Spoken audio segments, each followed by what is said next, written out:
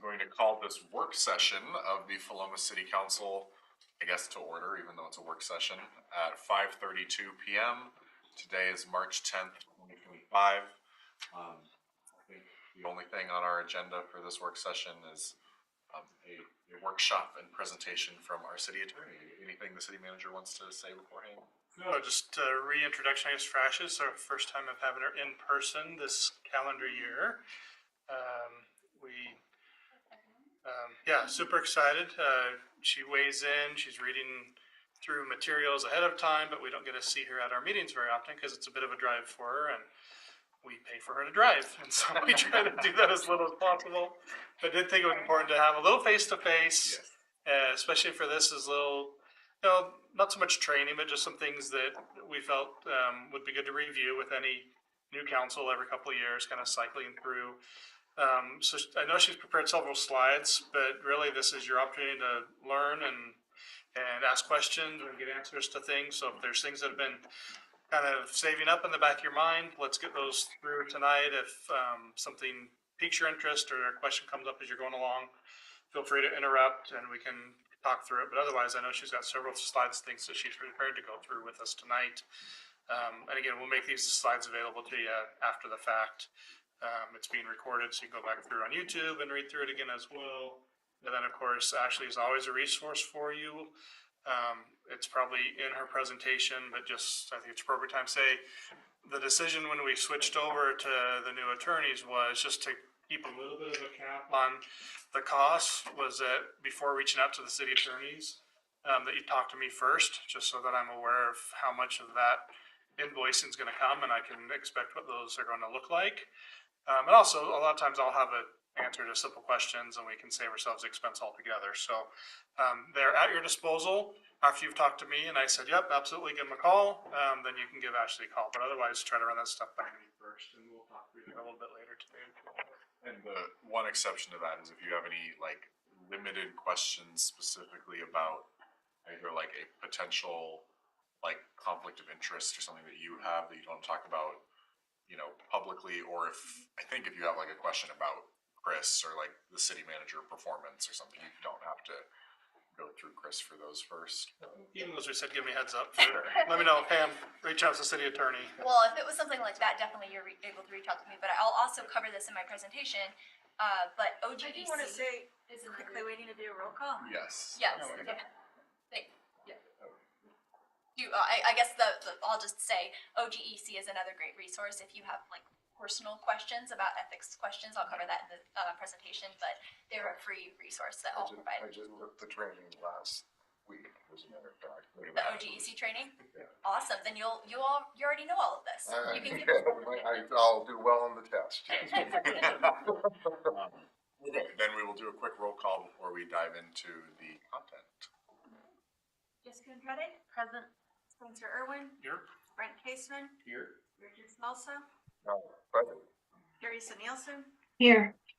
Christopher McMorrin. Here. Thank you. Thank you, Mayor. Appreciate it, and I do appreciate the opportunity to come here in person.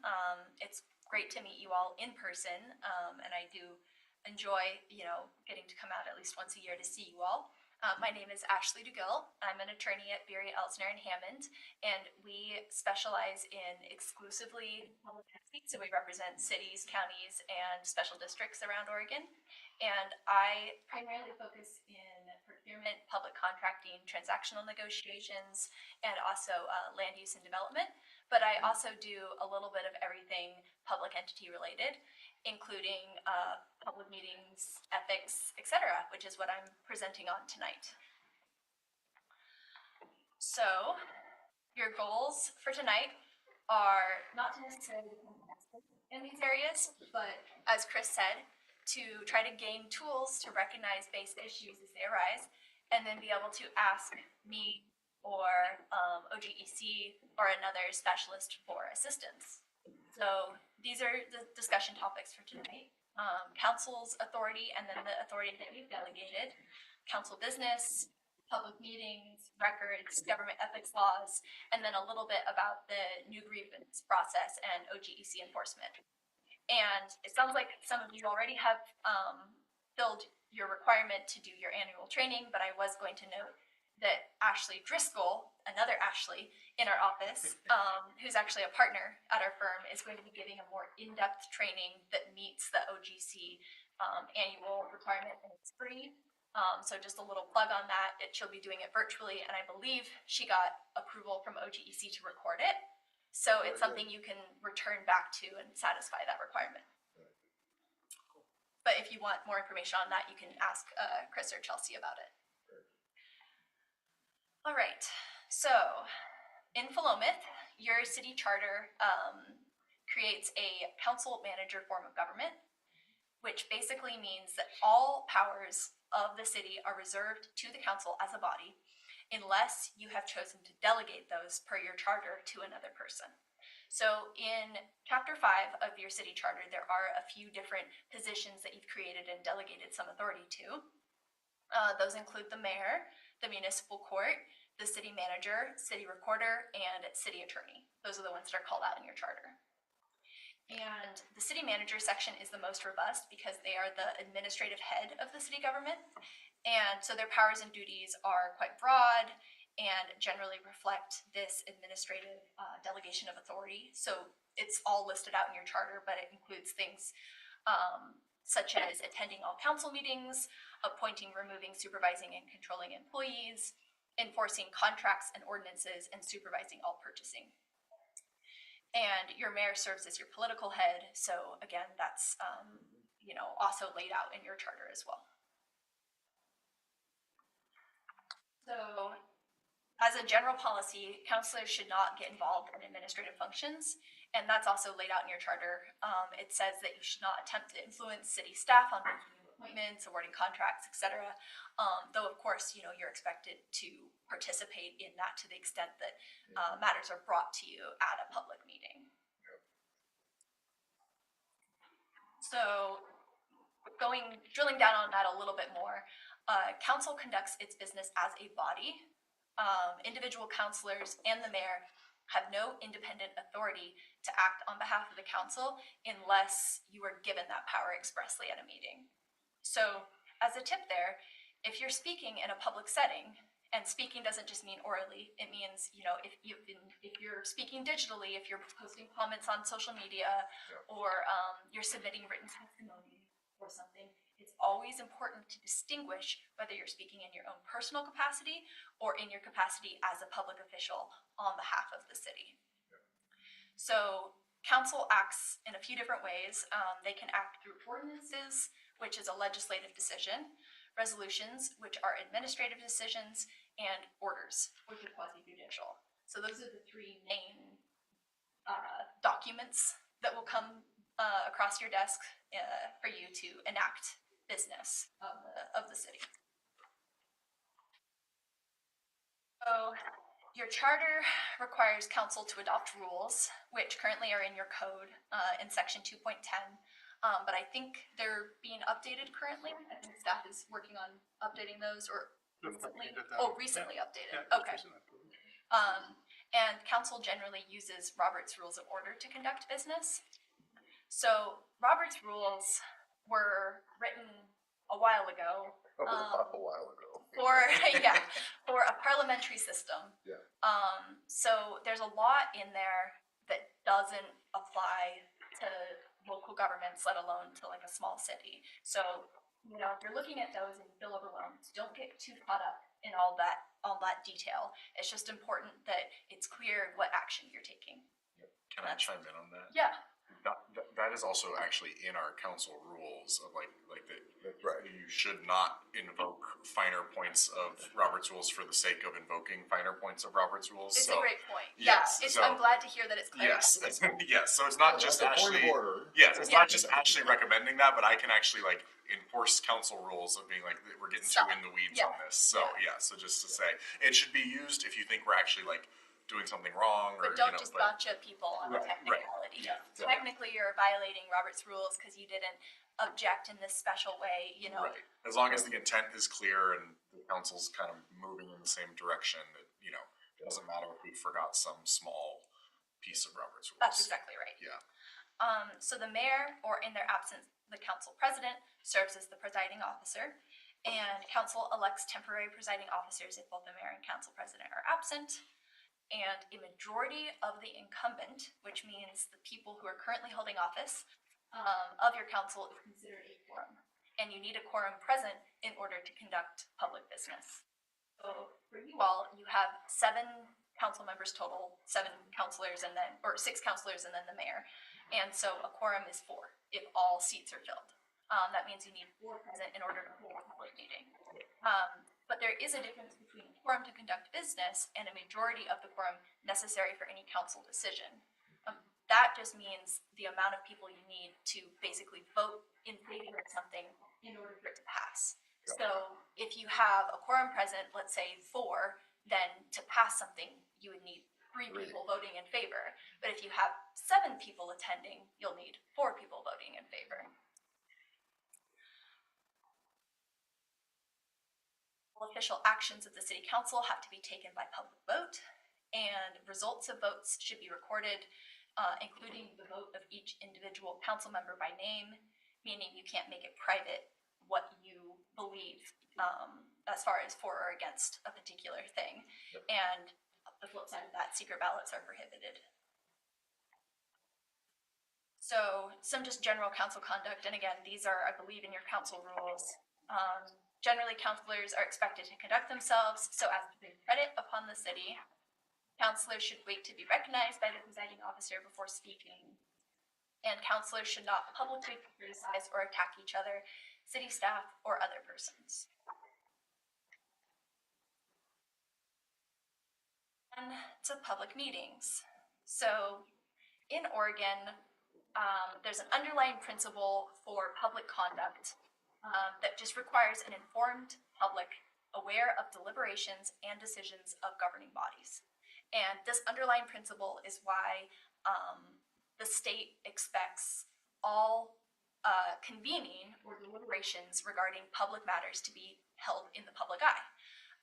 Anytime you have a quorum of a public body, of a governing body, convening to discuss a matter that is a matter of the public interest, then you have to abide by certain public meetings regulations, which I'll talk about later.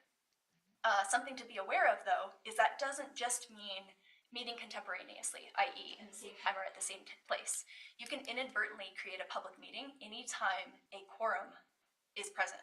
So pitfall is, for example, being on an email chain that has all of your council on it. If you reply all to that email chain, you could be accidentally creating a public meeting. Commenting on a social media post and discussing public business. There's lots of, or even communicating through an intermediary, like the city manager, to let others know of your opinion on a particular topic. All of those could accidentally create a public meeting.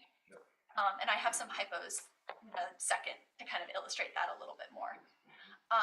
And purely social gatherings aren't public meetings as long as you keep the topic of your conversation to social topics and not public business. And you are allowed to talk to staff about scheduling or getting things on the agenda, just you cannot discuss your opinion to convey to another council member. The one big exception to this requirement is executive sessions. So executive sessions are the one situation where a city council can meet privately, so not in the public eye when they're meeting. And you are only allowed to discuss a really defined and limited list of topics when you are doing this, and those are all spelled out in state law in ORS 192-660. And you cannot make any sort of final decision in executive session, although you're meeting privately to discuss a certain topic. If you want to make a final decision, you must exit executive session and make that decision in the public meeting. You must follow specific procedures that are designated by law when you're going into executive session. So as a tip, staff can provide you with a script to read before entering a session to ensure that you're meeting all of those requirements. And interestingly, this isn't true in other states, but in Oregon, media can attend most executive sessions, even if the information is confidential. For example, if I'm providing attorney-client privileged advice, they can still attend the executive session and hear what I'm saying, even when it's regarding litigation. and they cannot report on what they hear, but they can use what they hear to follow leads. Right. Just curiosity, does Brad ever come into executive session? Occasionally. Oh, gotcha. There's just If curiosity. he's here for the regular meeting, Yeah. he's just around for the executive session. He often has better things to do. But yeah. There are some cities where the local newspaper attends every executive session. Yeah. And yeah, that is how it goes. I just wanted to ask, if you deviate from the topic of the executive session, then that means that they can report on everything or just what you talked about? So it's recommended to keep your topic to, or your discussion to the reason that you entered executive session, right? So you shouldn't deviate because again, there's that prescribed list of executive session topics already. So whatever you say there, I mean, they can listen to whatever you say and follow whatever leads they hear, right? But can't they actually report on it if we talk about something that wasn't the reason for the executive Oh, session? I see what you're saying. Yeah. Theoretically, yes. Okay. But I mean, worse than that. I mean, if you're talking about something that isn't within the limits of the right. executive session, that should be in a public meeting Right, already. right. So anybody can hear it, not just the Right. media I at think that just point.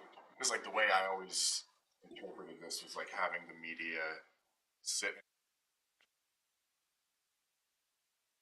So like as long as we're only talking about what we said we'd talk about in executive session, they're not allowed to report on it. But if we all of a sudden start talking about a million other things and the public's not allowed in, then they can report on They it. can. Like, That's a hold us good point. accountable. But even worse, they could proactively claim a violation. That's true. And then, Right. ask, Yeah. Then the city could face worse Yeah, consequences, yeah, even yeah. than that, but. Yeah, just because I think that's always how I've kind of seen it as like, because otherwise, if no one's allowed into executive session, what's to stop us from saying that like, oh no, Whatever. we're only talking about possible litigation, True. and then we end up doing the strategic plan in here. So like Yeah, it's yeah. just that's usually why media is allowed. It's fair. Yeah. It's a good way of thinking about it. In the OGEC training that I took, I was under the impression that there is no, consequences, even if reporters do report on what was said in executive session, even if it is, what we said it was. Is You that mean consequences for the? for the reporters, like for violating that?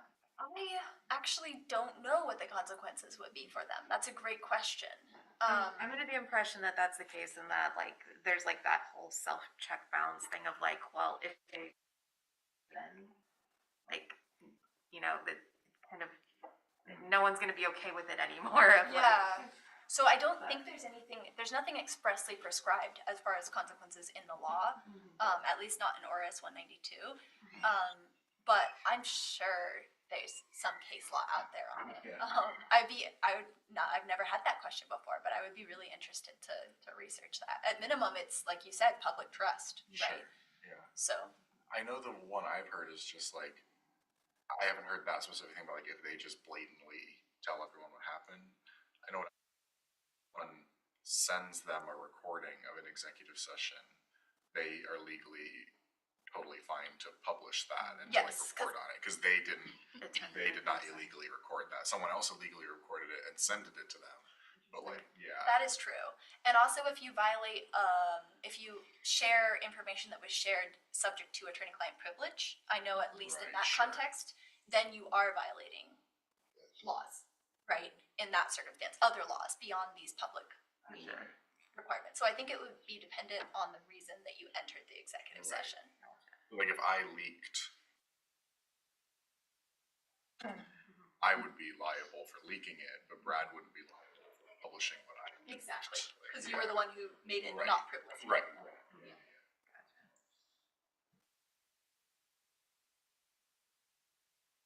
So some meeting logistics, the public must be able to access, and I know I changed up 2 minor slides on my, what you have printed off versus what's on here. I just cut down 2 slides, so if there's something slightly off from what you have in your, your presentation, that's why. Just cut it down a tiny bit for time's sake. So the public must be able to access and attend meetings. Which means giving a virtual option as well as a physical option unless it's unreasonable to do so.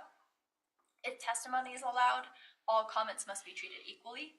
And this means, again, allowing both virtual and in-person testimony. If you allow 3 minutes for one person to speak, you must allow 3 minutes for the other person to speak, regardless of content, whether you agree with it or not.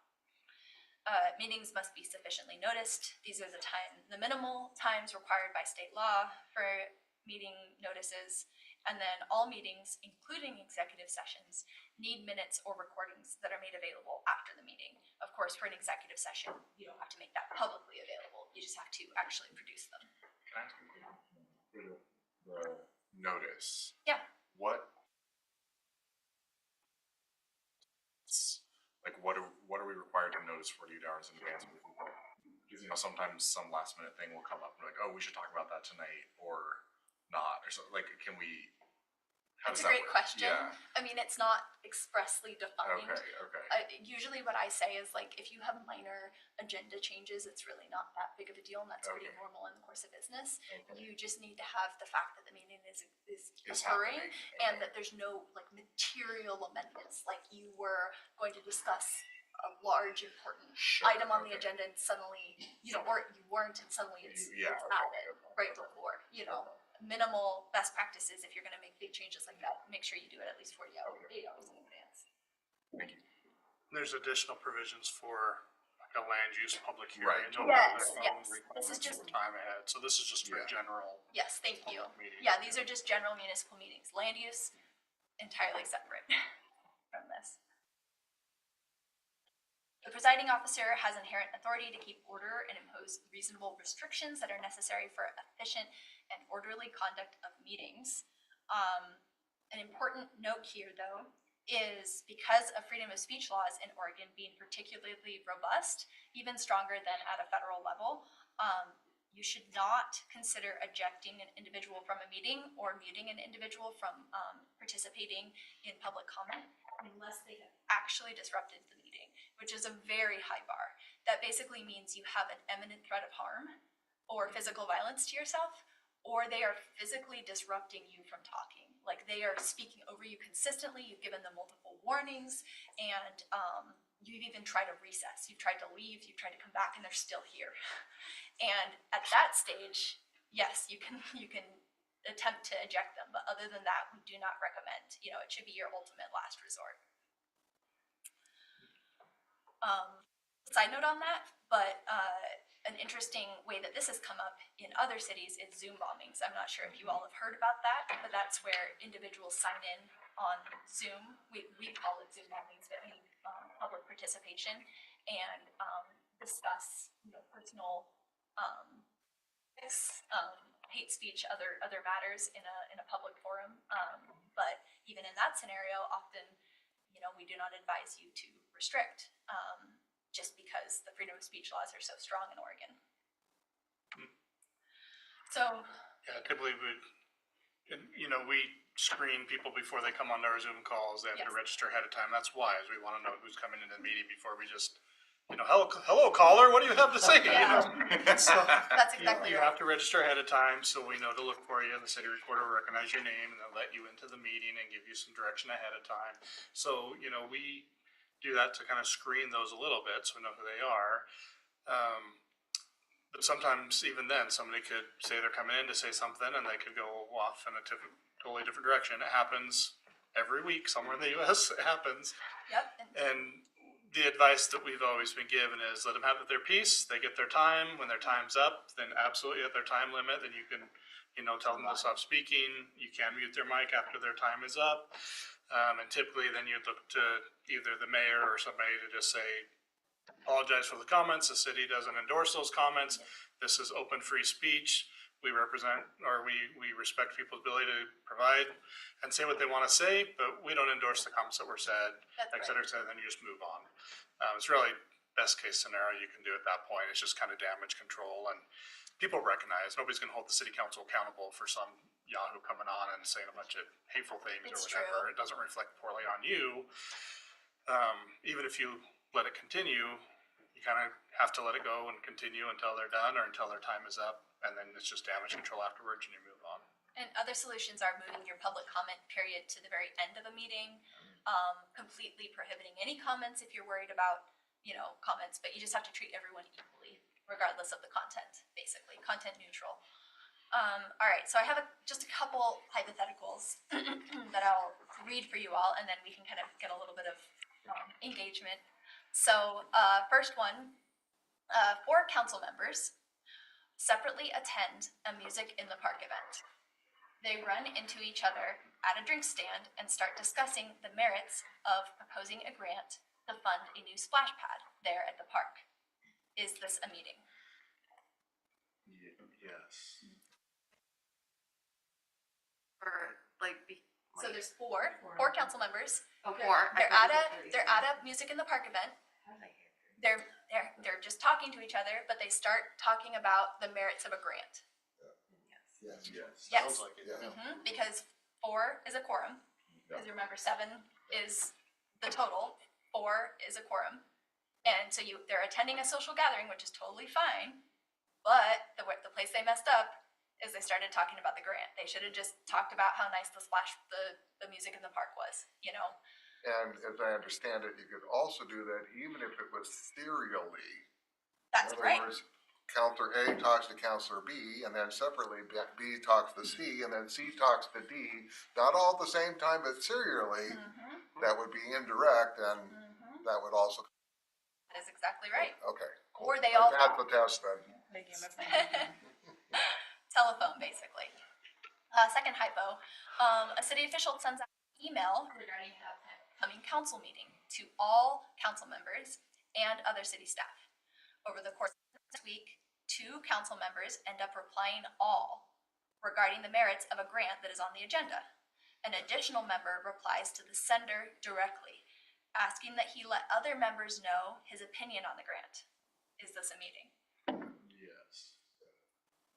Yeah, so even if one person replied all, it's a meeting. You're all. Yeah. But it is totally fine to reply all and be like, sorry, that time doesn't work for me. Correct. Okay. If you're just talking about logistics, Yeah. if you're providing something to put on the agenda, something like that, that's fine. But you started talking about stuff that should be in the public meeting. Yeah. Sorry, wasn't important enough to No. interrupt, but I told you, yeah. I actually maybe this is backtracking, it's similar, because we're talking about quorums. What happens if, and this seems maybe more likely than an impromptu meeting, what happens if there's somebody at Music in the Park that really likes splash pads and goes around and plays the I Know Who's on the City Council game?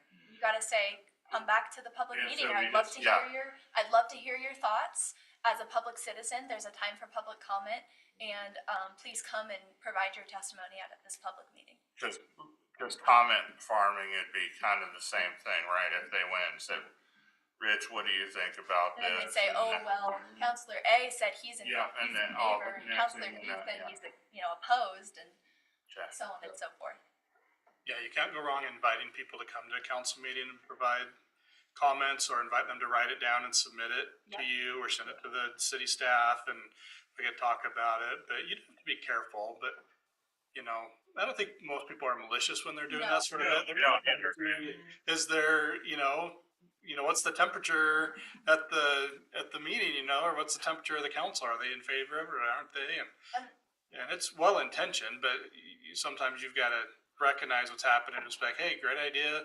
You should write that down, or you should come to a meeting and talk to everybody about it so we can talk about it. And I'll also say, I think it's normal for staff to get a temperature check on council, but they'll do it in an informed way, where if they're talking to each of you about your opinion, you already likely don't have to be concerned about them creating a meeting, because they're just doing it for their own benefit to understand, unofficially, how they should be presenting things to council, or, in their discretion, how those sort of things should be addressed. So it's more just the general public, who again isn't being malicious necessarily, they just don't necessarily understand. I didn't think of it as necessarily maliciously, but we get the kind of people, they're like. Staff member Chelsea and I would be very, very careful. Ask, how are you thinking about this? What are your thoughts on that? We will never say, well, I was just talking to Councilor Andrade and she said that she's all for it. Where are you at on this, right? Exactly. That's not what we're going to do. But we may say, like, where are you at on this? you know, so we can get those points of contention or those points that you're excited about. Like I said, then we can present it in a way that's going to either address those concerns that you have or highlight the benefits you've got. But we're typically very careful. I won't say we're perfect, but we're very, very careful about not saying. In fact, some of you have started doing the one-on-one meetings with. All of you have been trying to do that with more. And hopefully, you've noticed at times where I've said, you know, I'm not going to share what we talk about in this meeting with everybody else. This is for me and you to talk so I can see where you're at on things. But I'm not going to say, hey, I was just talking to Brent yesterday and this is where he's at. Like, that's not the point of those meetings. The point of the meeting is so I can know where you're at so that I can do a good job of giving you the information that you need and presenting the council as a body information they're looking for. So, you know, your staff will be very intentional at, the public not so much, right? So you can have a little bit more trust that we're not going to be counting votes before the meeting going into it. We just want to know how we're presented on topics, right? So just to kind of bring up an actual thing that happened today, right? So we got an email from a member of the public that basically emailed all of us. Yep. And which is fair enough. I get that. We get emails. But now we got to be careful about how that gets answered, right? Because you could create essentially, and so the question I have is, would it be, because Christopher, you did a great job, by the way, of answering that person's concern, saying we hear you, but it's a slippery slope because, you know, others, I'm not saying me, but that's like, you just kind of want to go, Right. I agree with, you know what I mean? Now it's like, whoa, wait a minute. So would it be better in that particular case that Christopher actually respond directly without recopying all of us in that conversation to say, I got your communication, here's the things to do, blah, blah, blah, blah, blah. And then come back to the rest of us saying, I answered that, or I addressed this with that person. So that they're very distinct conversations and not a trail, I think, you know what I mean, of I emails? do. Yeah, I think a best practice, honestly, is to have some sort of policy, whether that's official or unofficial, of just, you know, respond individually, maybe CC the city manager so they know it's been taken care of, and then the city manager can communicate. And if there's any real questions about that, you know, you can always, again, address it in a public meeting. But if it is just as simple as, you know, we hear you and that's it, you know, and you're not actually getting into the substance, that's a little less concerning, but still best practice. Just one person respond and include the city manager so they know it's been taken care of, and don't CC Very good. everyone. Yeah. Cool, thank you. Yeah, just. I do think it's important. I do think it's important to respond that you received the email because that's typically the criticism that the council gets is I emailed the entire city council. I heard back from one I person. saw that, yeah. Right, You can we've even heard that clarify it recently, right? if So there's a you could reason. reply and say, I received your message, thank you. And you might say, I'm copying the city manager, or I'm copying the mayor on this so that he's also aware. It's fine. But I wouldn't go into, I totally agree with you. Yeah. Oh, yeah. Take this, But if you say, I received your message, thank you, I've, you know, forwarded this on to the city manager, on the mayor, so we can talk about it as a council. Understood. And remember, four is a quorum, so you could CC the mayor as well, like Chris That's right. was just said, right? So you can show that you're taking it seriously with less than a quorum present on the email communication. Makes perfect sense. That might be something for us to talk about more too, like, because I know like some places will do it, like if the whole council gets emailed, then like the default is just that the mayor responds, whereas like if certain individual councilors get emailed, then, you know, like, just so you know that like, you know, you don't have to all respond if it's to everyone, like that's my job, or, you know, that kind of thing. But if it's just to like Public Works Committee or something, then maybe just the chair of the Public Works Committee respond, you know, that kind of thing. But we don't have any like official rules on that, but it might be something to talk about. Well, yeah, that's why, because I just, if it happens the other way, where it came to me personally, Right, but everybody else was thinking, and said, Right. Richard's also a council person, and poof, you know, blah, blah, Yeah, blah. yeah. Then I would reply and copy you two, for example, which would not constitute any quorum issues, but at least to say, I heard you. Yes. Just to acknowledge the receipt of this and like that. And I wouldn't consider, I mean, what is or isn't public business is, there's no bright line rule. But to me, if you're just saying, we heard you, thank you for the comments, I feel like, it's even arguable if that even is, Yeah. public, something that needs to be done in a public forum. So I think Yeah. if you did copy all, it's not really the end Right, of the right. world necessarily, but it's just a good best practice to treat all, public Yeah. comments that come to you the same. Okay, perfect, thank you. All right, I'll go quickly through my last typo before I move on, because I think it's a good one. So a citizen posts a comment about a rate increase on the city's Facebook page, and this comment generates a discussion. 3 council members end up commenting and sharing their opinions on the thread. A 4th reviews the entire thread and then provides a response to everything that has been said. Is this a meeting? Yeah. Ding, ding, ding. Well, Yeah, it's a kinda. little bit of a trick question Yeah. because maybe they're commenting in a You public. really are a lawyer. If they're commenting in this public forum, if you remember, what if one of them clarified that it was in their personal capacity, that they were providing yeah, their fair enough. opinions, right? Fair enough. And this is true in any other setting where you're speaking. If you're speaking to, an individual who comes up to you at, the music in the, park event, and you say, this is my personal opinion, not on behalf of the city. You're coming to me as a human being and not as a Yeah. city council member. That's different. And if in these, it's more common, in a social media context, if you say, me Fair enough. personally, not as a council member, this is my opinion, then you may not end up creating a public meeting. Just seems like a weird out, or like Yes. everything I'll ever say, if I want it to be personally, it's personal, It's not good to use it. I Right, don't yeah. recommend Yeah, using of it. course. But if you are needing to share your personal opinions in a social media setting, that's what I recommend doing. Right. Like if it's like, oh well, personally Brent would vote no, and personally Rich would vote no, and personally, I would vote no. It's personally Spencer would vote Yeah. no. Like then that's You start. It's a but personally, like not as the mayor. Like I don't know. It's like Well, then you are Personally, you talking. don't get a vote. yeah. Personally. You're on the same. Again, but I guess I'm like, in what world would I personally vote different than the mayor would? It's larger. It's about I guess. it's larger social issues, right? Okay. Let's say okay, there's like okay. a personal opinion about I don't know, something. Presidential candidate or Exactly. something. Okay, Exactly. Okay. And then maybe the city's also endorsing a particular ballot measure. Oh.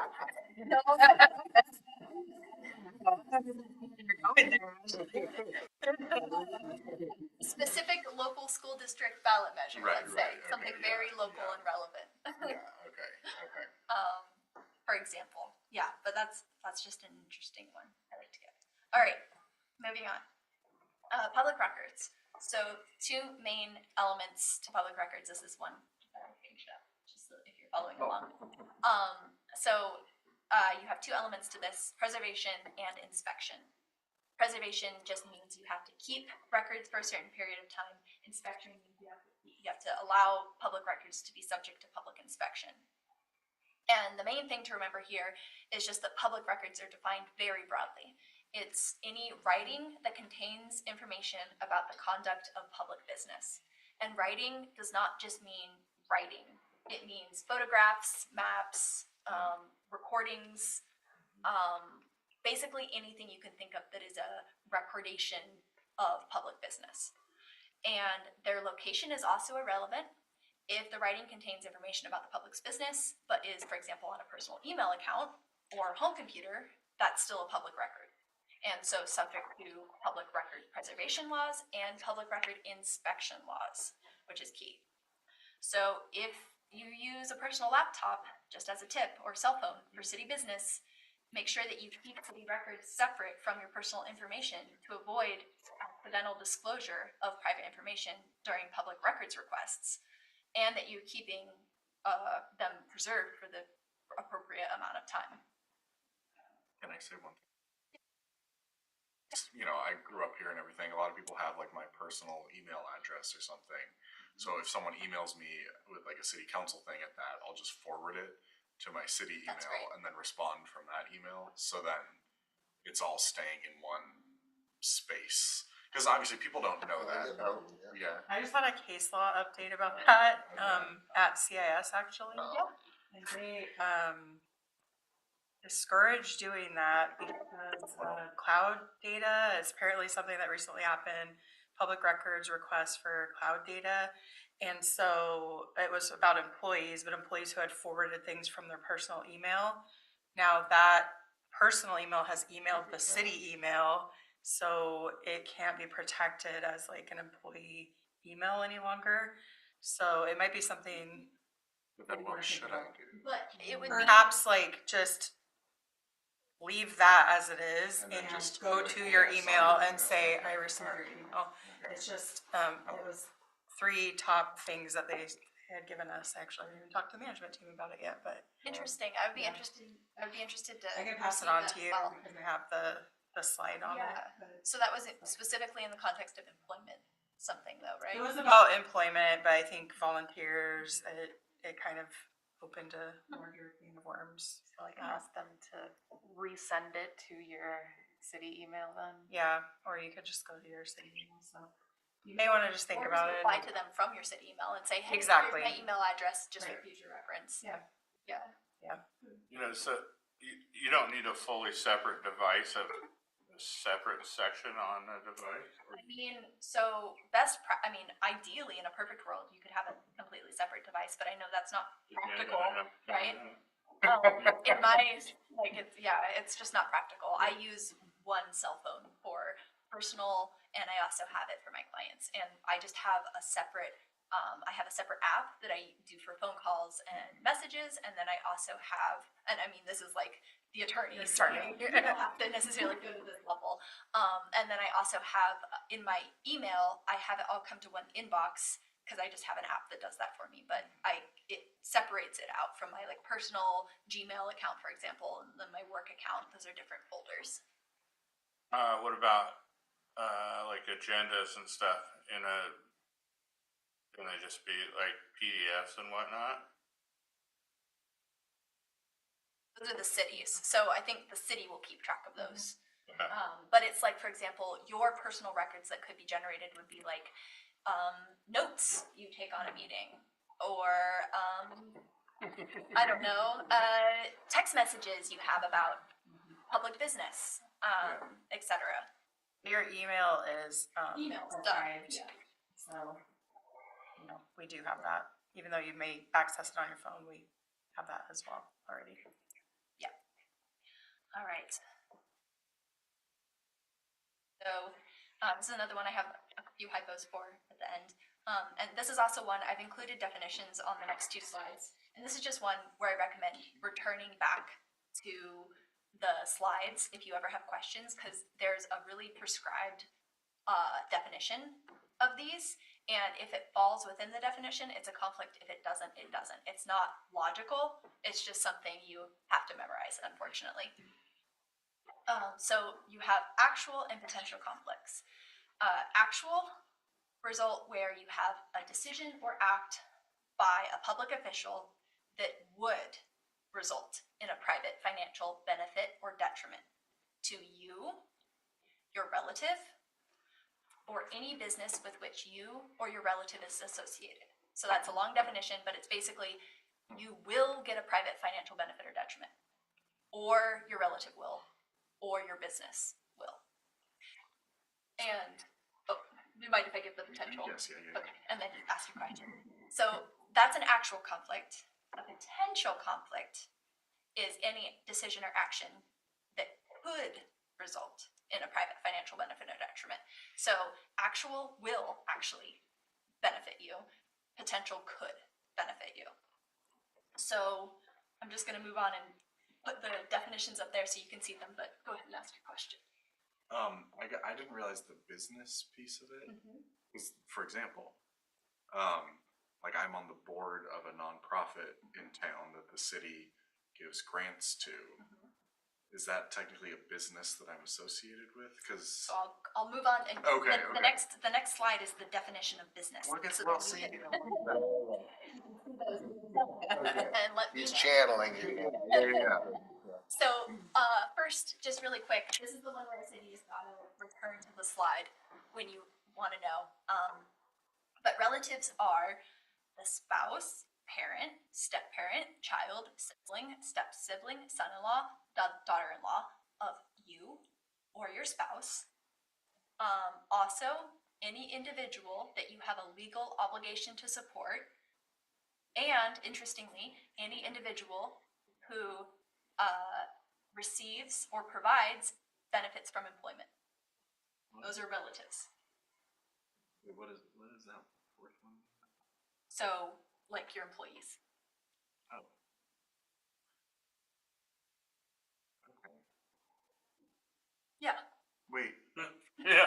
I know, that's why I'm saying you So- just gotta memorize these definitions or return to the slides. Wait, okay, but so hypothetical, if we're giving city staff a raise, those are our employees. No, I Okay. mean, yes, I see what you're saying, Okay. but it's a, like a private business, for example. Let's say Okay, you all right, owned, okay. let's say you owned a company and, you know, if you employ somebody who gets Okay. benefits there and, some decision that you're making Oh. is maybe about, I mean, you would already have a conflict there because you would be involved in the business. Right, But right. let's say you're awarding a contract to that company and it benefited that employee, that would be that's the hypo. I understand what you're saying, but yeah. The city's not a business. No. Okay. If we were a business, like private run city, then absolutely. Company town. Yeah, geez. So here's your business definition. So this is for you. Yes, okay. So you're associated, so there's private business, publicly held corporation, and a final catch-all. If you are a director, officer, owner, or employee or agent, or if you own or have owned more than $1,000 worth of stock, equity interest, stock options, or debt interest in the preceding calendar year.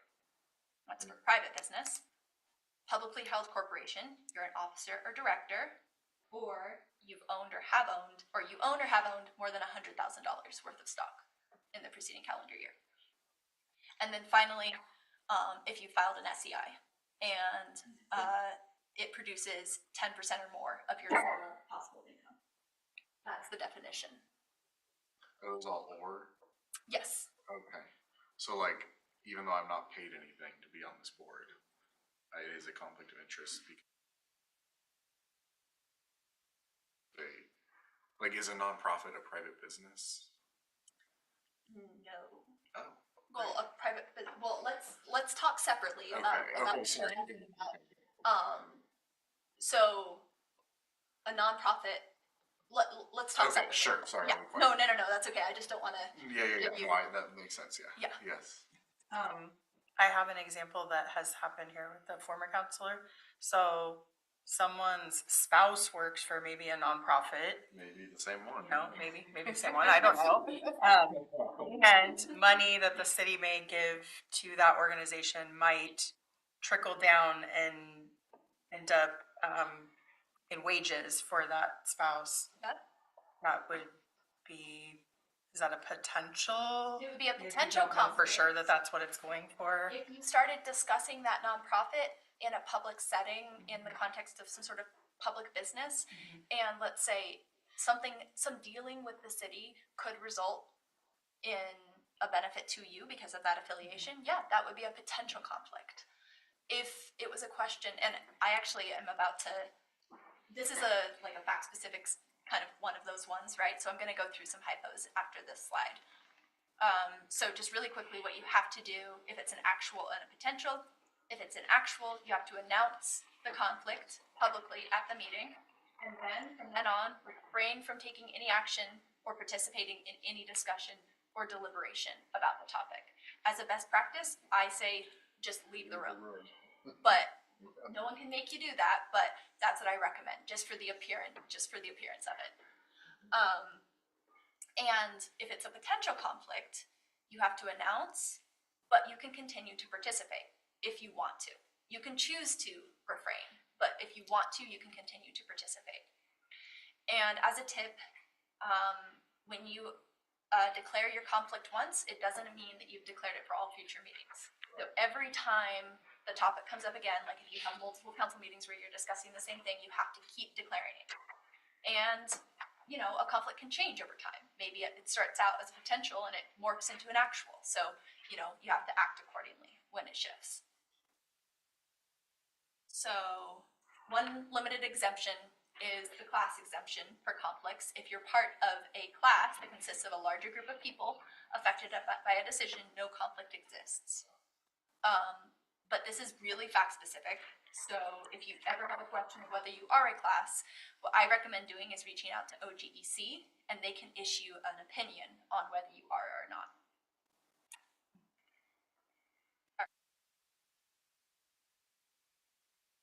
I know it's a lot. Very quickly, what time, by the way, do we have? Hopefully we have 20 after 6 right now.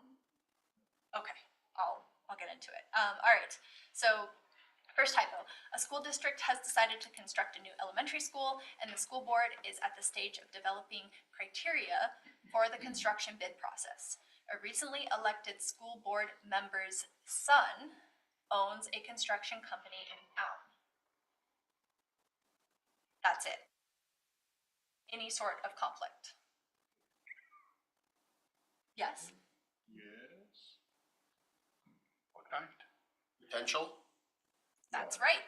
And why is it not an actual conflict? You don't know if. We don't know what. Submitted a bid.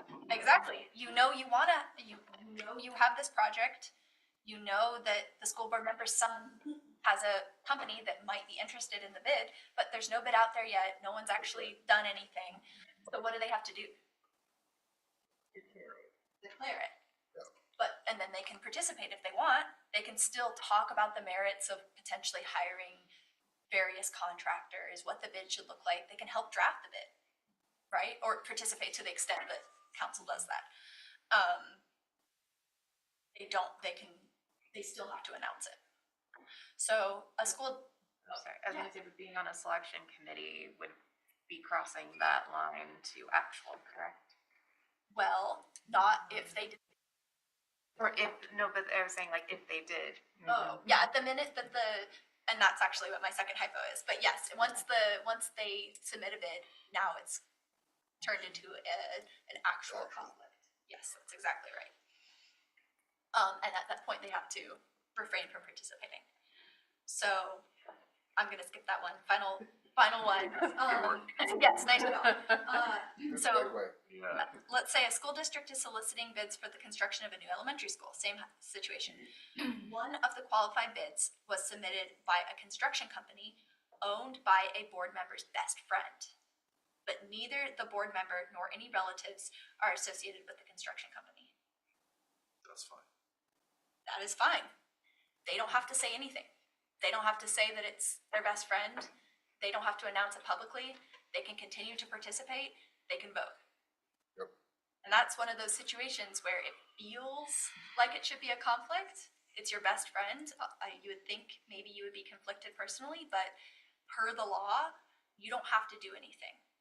Morally, if you want to, you can say something. If you feel like there might be an appearance of something, you can choose to participate or not, but legally, you do not have to do anything. Just really quickly, gifts, there's a $50 gift limit in any calendar year. Gifts are very broad. It's just basically anything of economic value. So keep track of that and make sure that you aren't accidentally going over that limit.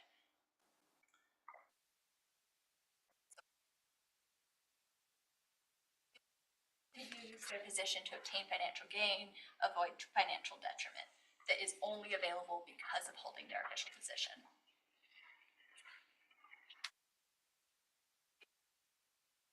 Individuals may not further or attempt to further personal gain through use of confidential information that they gain just because of their position as a public official.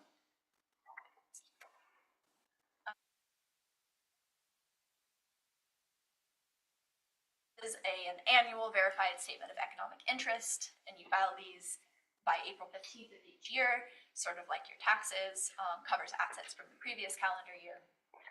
And it's best characterized as a declaration of income, holdings, and business associations, and it's on a form that OGEC.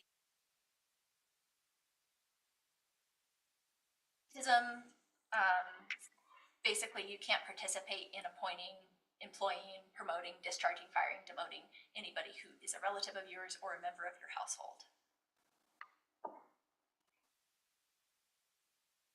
And finally, the new grievance process. So this, as of late last year, now cities must post on your website where and how to submit grievances regarding ethics violations.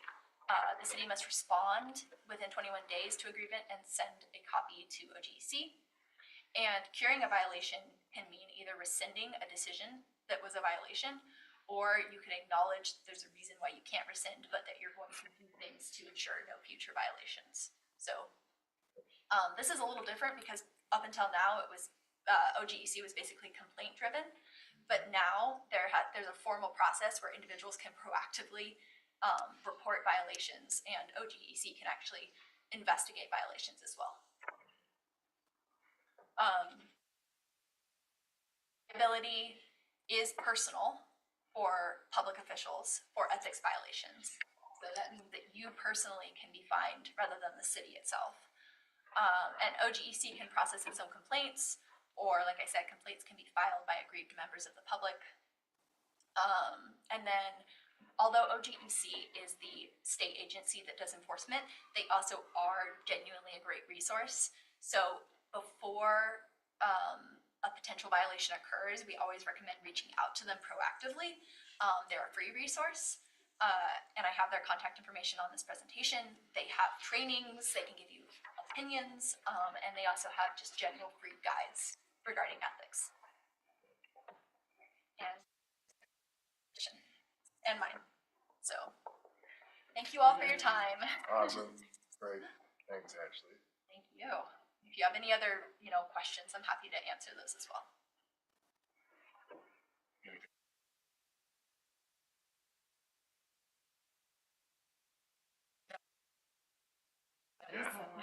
Anyone has them. Anyone have any Ashley is ethical here. conundrums? Well, I do have to say it is hard for me to answer. I can answer like general hypotheticals, but if it's specific to you, I recommend reaching out to OGEC for those questions, just because I am the city's attorney. So that's why I like being able to give this sort of a presentation about general questions you might have, because I can give that to you all. But if you do have specific questions about specific situations for you, I can't answer those. Because again, that's personal liability to you all rather than for the city.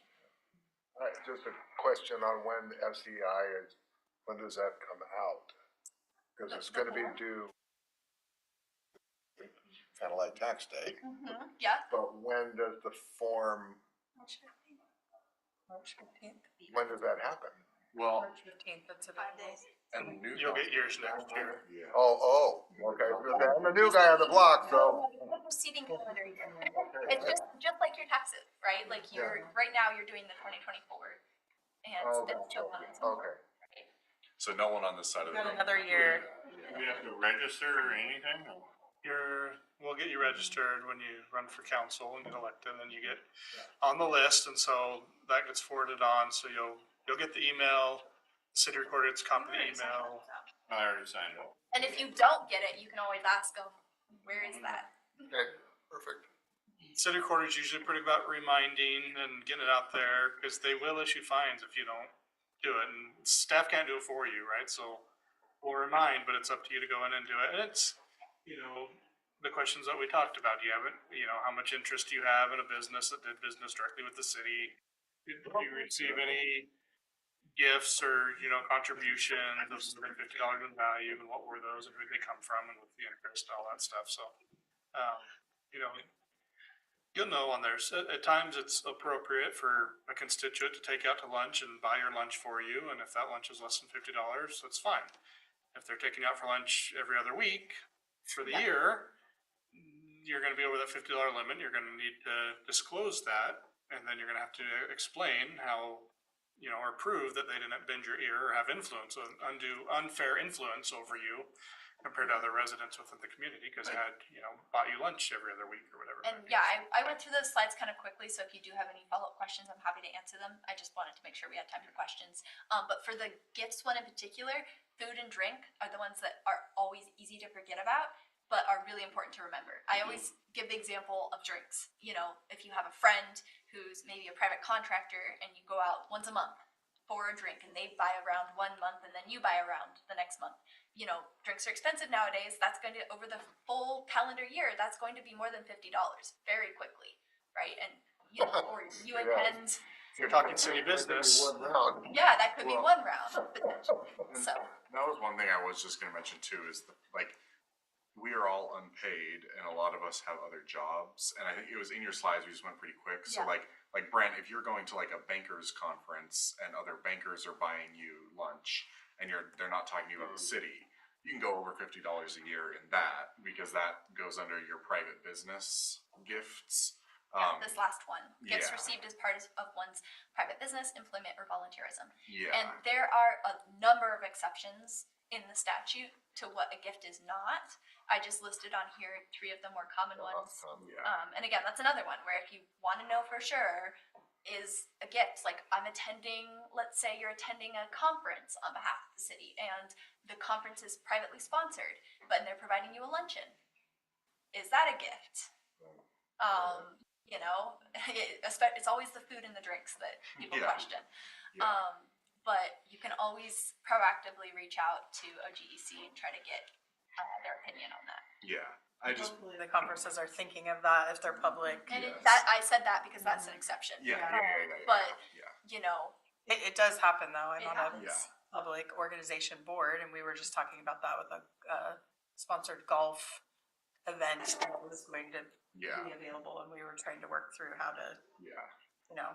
do that so that people could participate. Just to say, I think this comes up, at least I feel like more in local government, where we are all volunteers with other jobs and everything, where you might get a gift through your other job. Whereas if you're a county commissioner, your full-time job, if someone is taking you out for lunch and talking to you, they're probably not doing it for any other reason than that you're a county commissioner. Whereas for us, maybe they're Personality. yeah, well, whereas they might be taking you out to talk about your business, or they want to, and that's fine. That's not.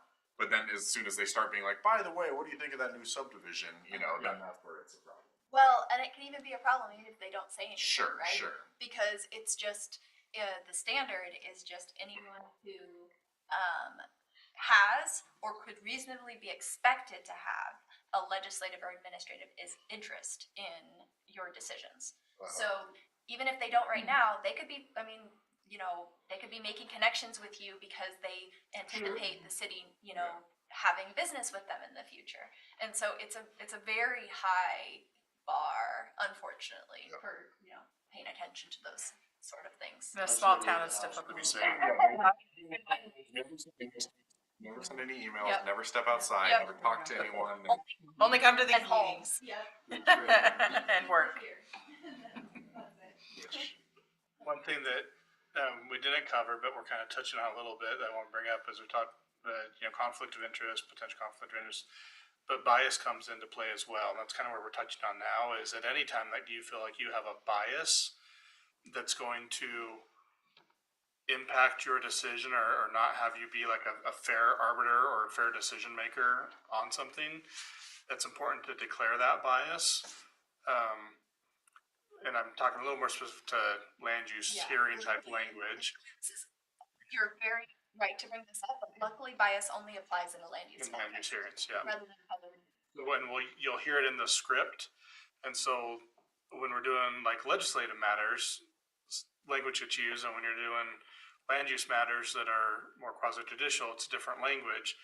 And the language differences is what you're required to declare, right? And so we all have biases, but if that bias is, that's my best friend is the contractor that's going to get this job, and it's a land use decision about whether to make that decision or not, Sure. you may not have a financial impact there, but you definitely are going to have a bias there, right? And if that bias is, I don't care if my friend gets that job or not, you declare that, you state that, you make the case, and then the rest of the council or commission gets to say we're good with that declaration, or we don't believe that you can be unbiased, right? And so Yeah. there is some checks there that come into play, but I think it's the more general rule is you want everybody at the council table to have the same information and background that you have, and to be coming from essentially the same place that you are, which is what's in the best interest of the city.